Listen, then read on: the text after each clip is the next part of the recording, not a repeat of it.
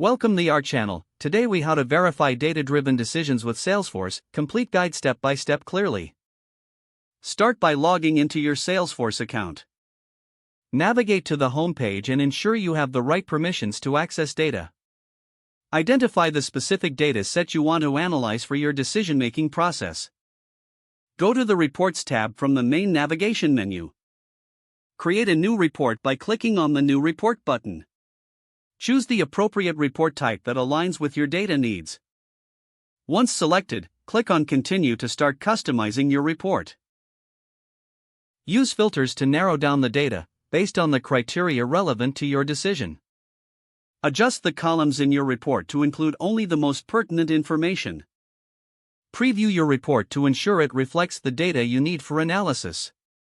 Run the report to generate the results based on your specified filters. Check the report for accuracy and completeness. Take note of key metrics that are vital for your decision-making. If necessary, adjust your filters or columns for a more focused view.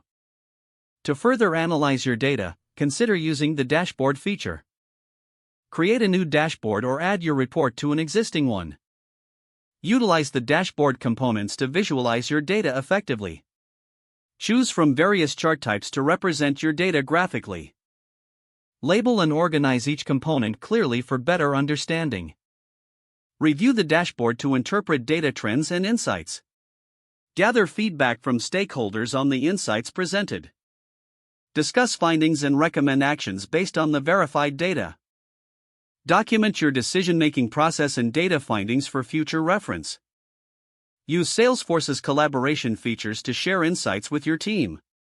Continuously monitor the relevant data to ensure decisions remain data-driven.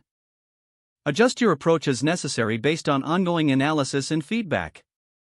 If the page does not load, refresh the browser or try again in a private or incognito window.